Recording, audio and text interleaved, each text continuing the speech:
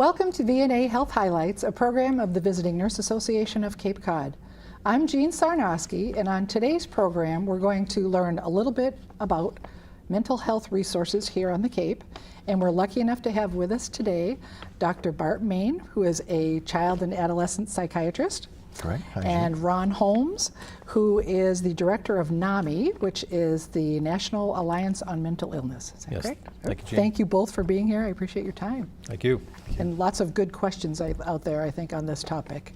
But before we get started, I'd like just to have you talk a little bit about yourselves, how long you've been in the industry, what drew you to this field in the first place. Okay. You want to go first? Sure, I'll start. I'm actually not a mental health professional. I am a CPA by trade. Really? Spent the majority of my career in public accounting and had my own firm for 19 years, as a matter of fact. You know, I think 27 tax seasons was my limit, so I started to look for something else to do. And about that same time, my adult son, who has bipolar disorder, was hospitalized for the first time after just before he was getting ready to graduate from college. And stress is a huge trigger for onset or relapse. And so anyway, I started to pay more attention to his illness, and his hospitalization is what brought me to NAMI Cape Cod and Islands. And one thing led to another, and for the last 2.5 years, I've been the executive director. Wow, good for you. Probably a different level of fulfillment in the position that you have today. It is very rewarding. Yeah. It's true. Yeah.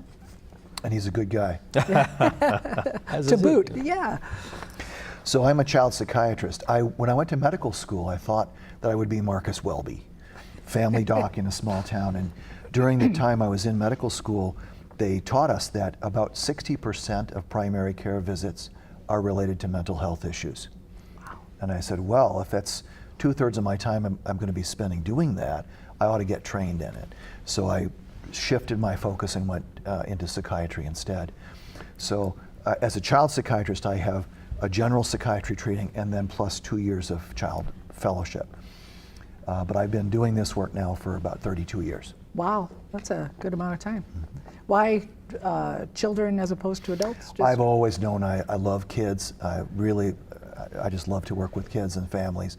And I figured that if we can help people early in life, it's better than trying to pick up the pieces later. Right, good point.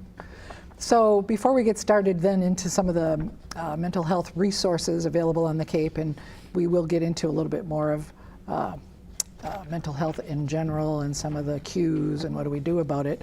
But there's a lot of different things that have been in the news lately, and even things like a group of men growing beards to improve their season record. Is there a mental health connection there?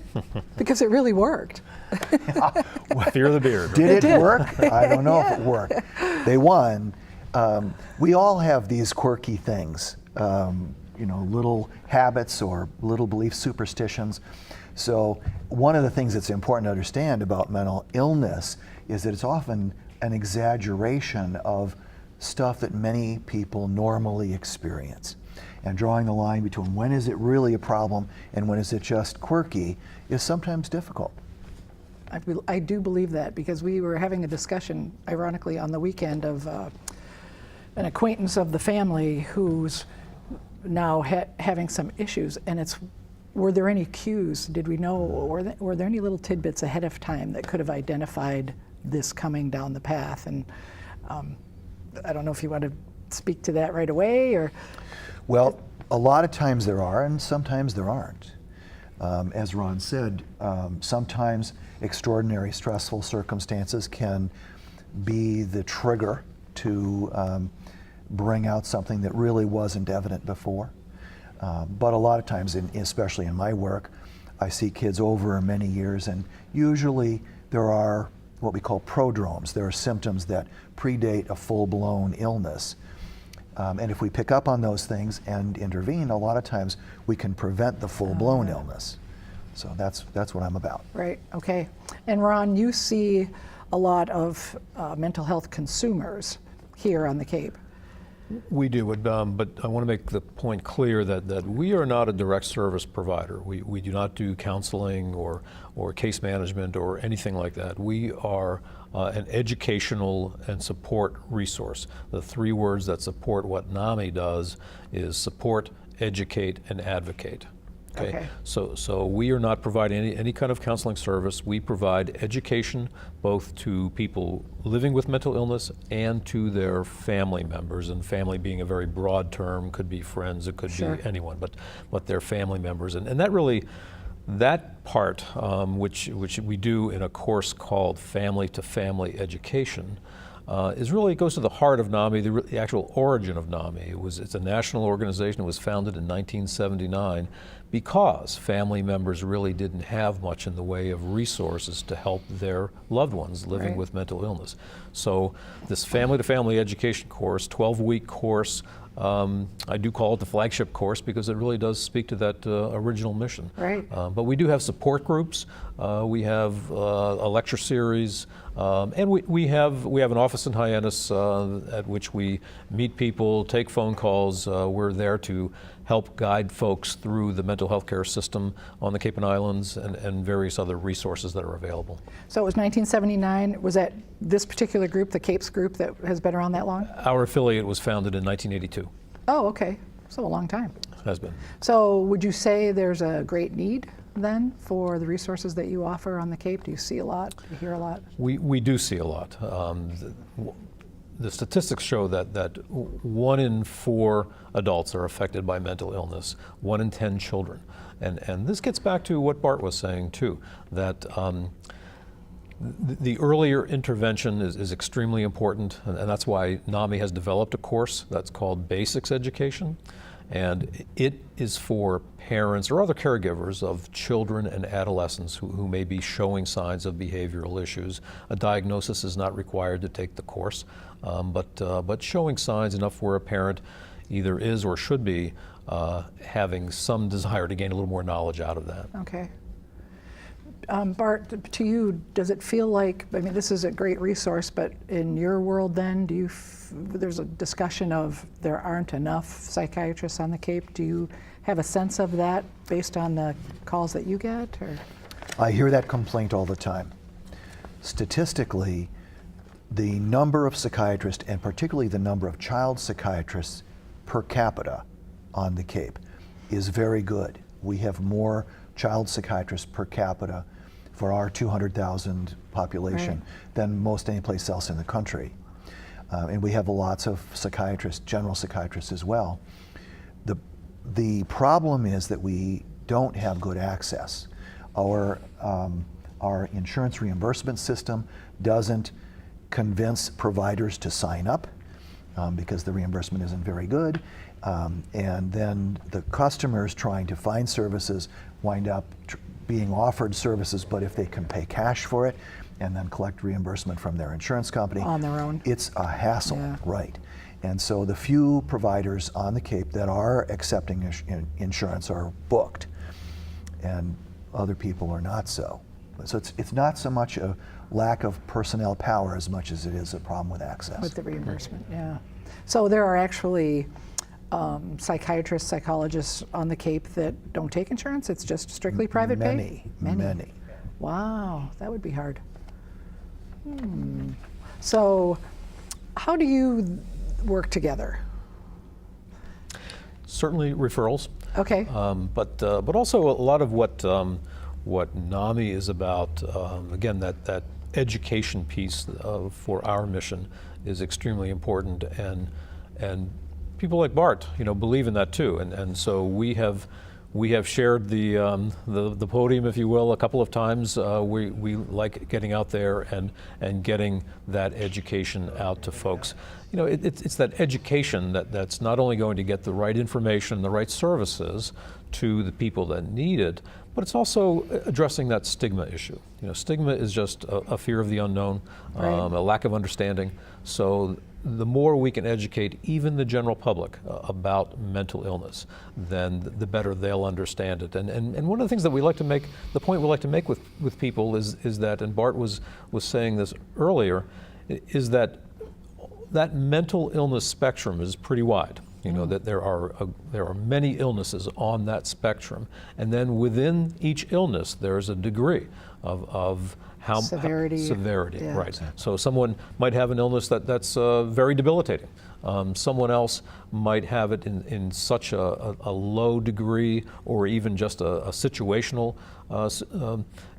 disorder where they've incurred it as a result of some trauma that's happening, perhaps, but it's temporary in nature, and perhaps it's just at a lower degree. And we've all had a little depression, a little anxiety over something. So these are on that spectrum.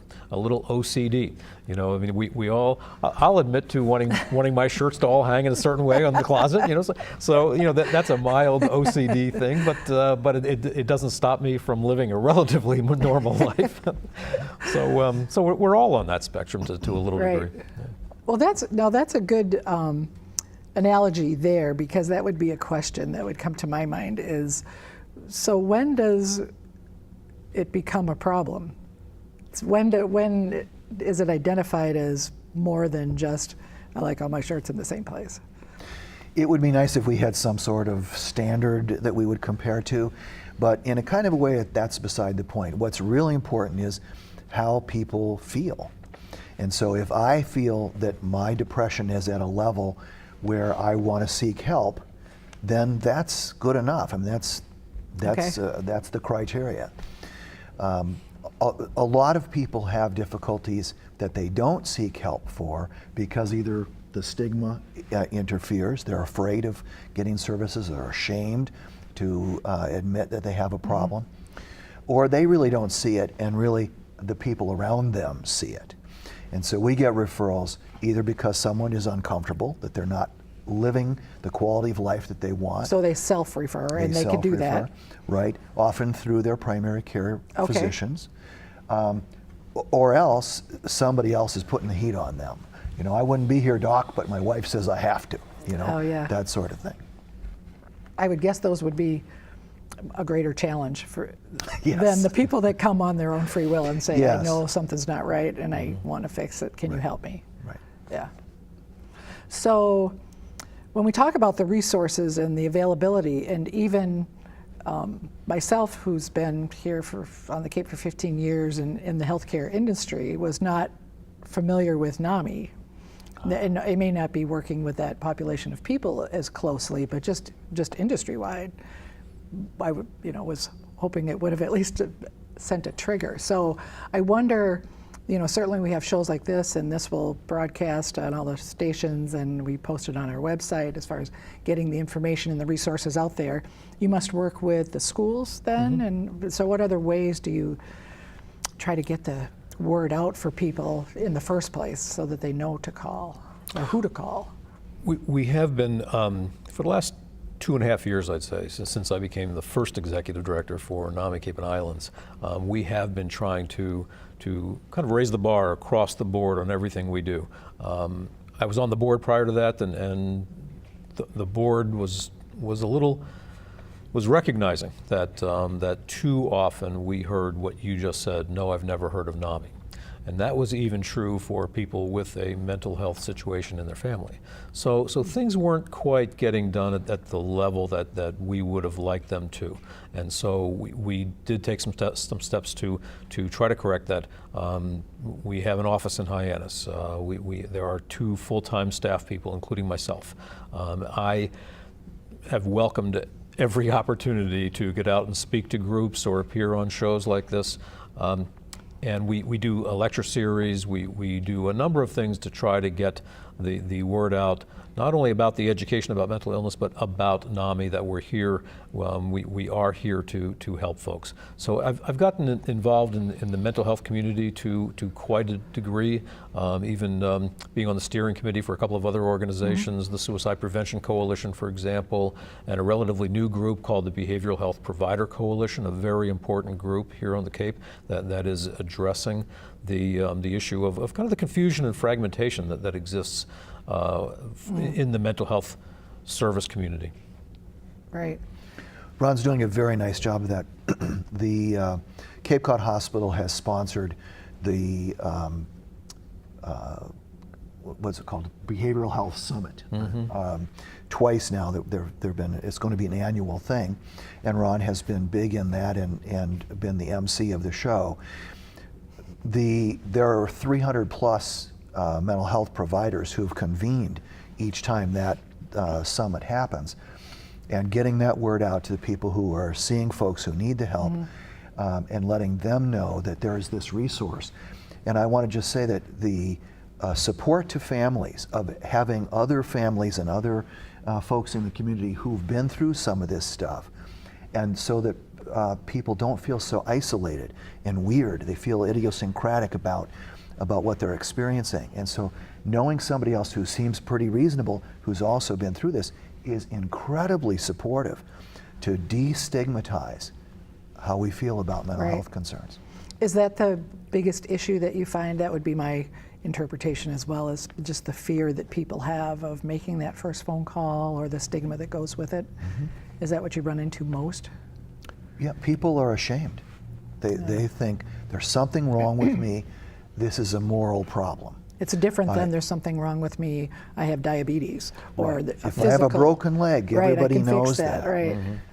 It's very different. Yeah. It is, and there are a lot of situations where people, because of the illness itself, they're not able to recognize the signs within themselves, and that's difficult too, and something that can be doubly true for children and adolescents, as I'm sure Bart can attest, because it might not only be fearful for the child, but the parents might have a real fear of addressing this as well, and so there's that additional halo roadblock effect that you have to get past. Yeah. What we try to do is coming back to that spectrum.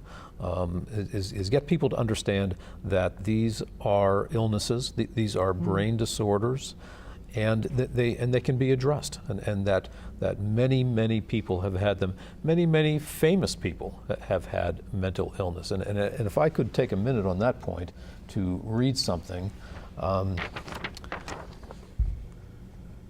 This is a quote. "I am now the most miserable man living.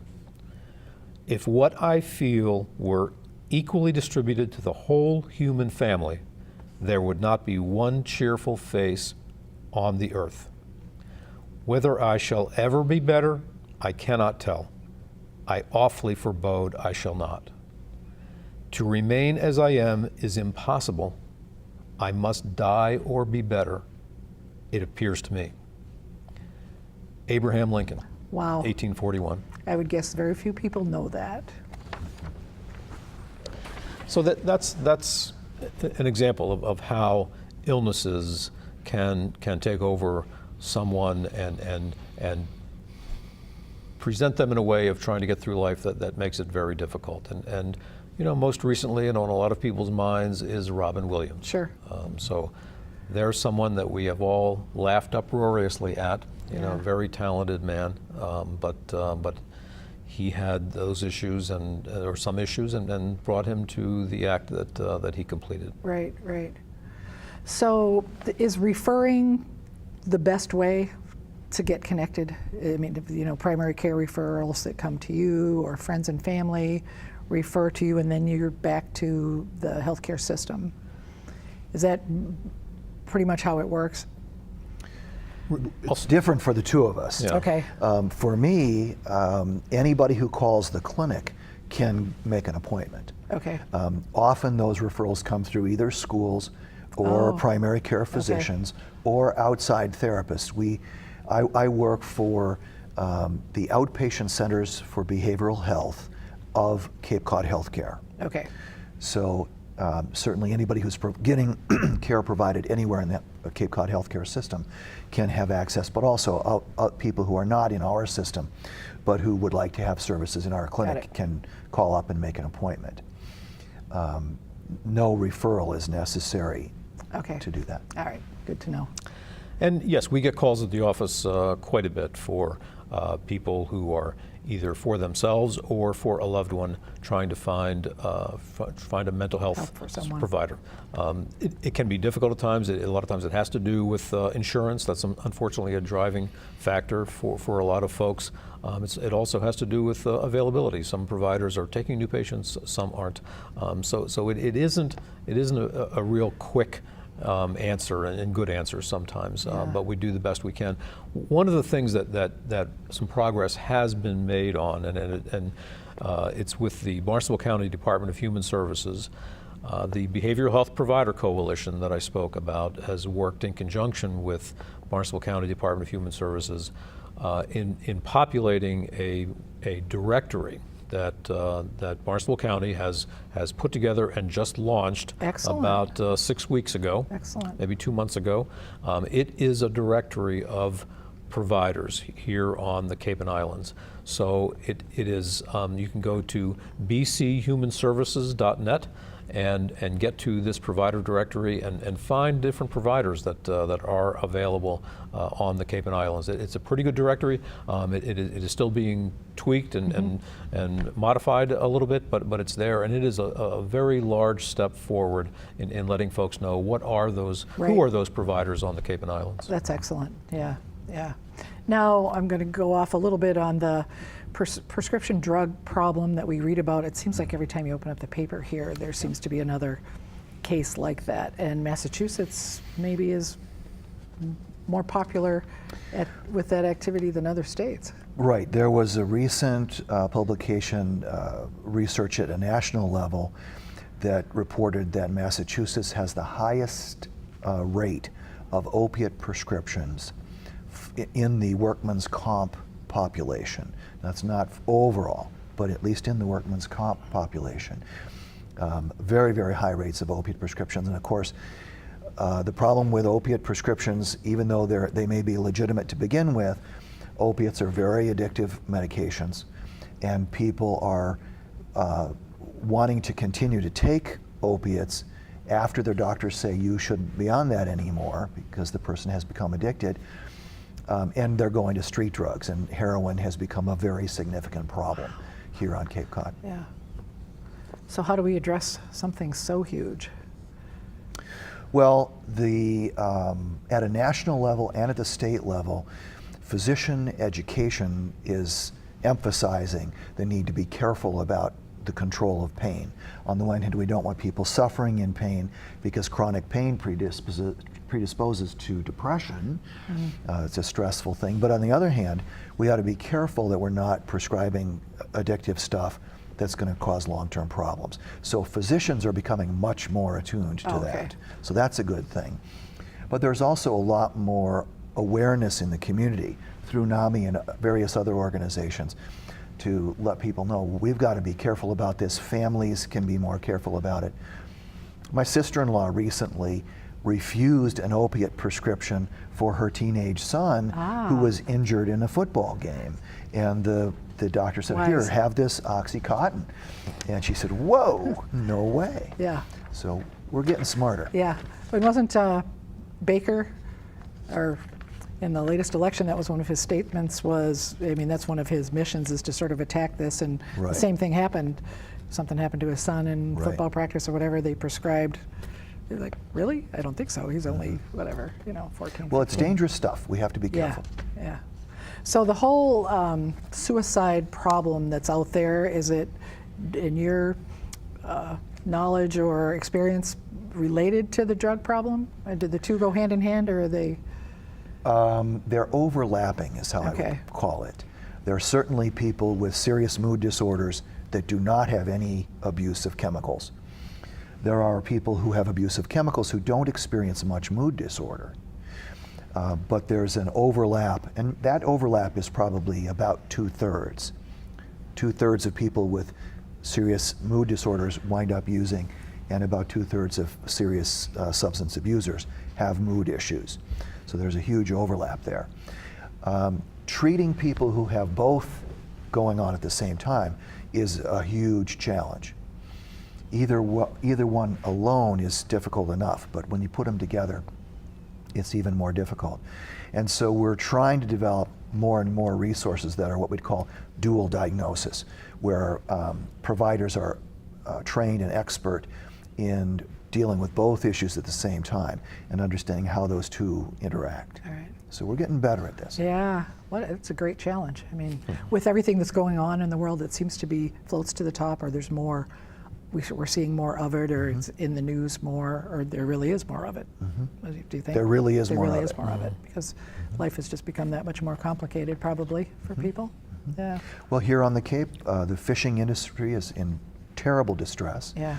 And as people's economic stress gets higher and they're feeling more put to the wall, then it's really easy to get either depressed or using substances Right. to immunize or Self-medicate. anesthetize yourself, and then it Right. comes together. Yeah.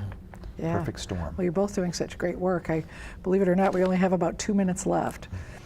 So what comes to my mind is, for any of the viewers that are watching that either know someone or have concerns for someone, that there's available resources out there.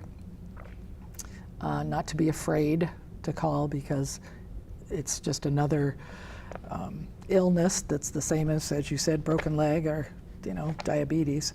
And what else would you sort of remind viewers of about the work that you're doing?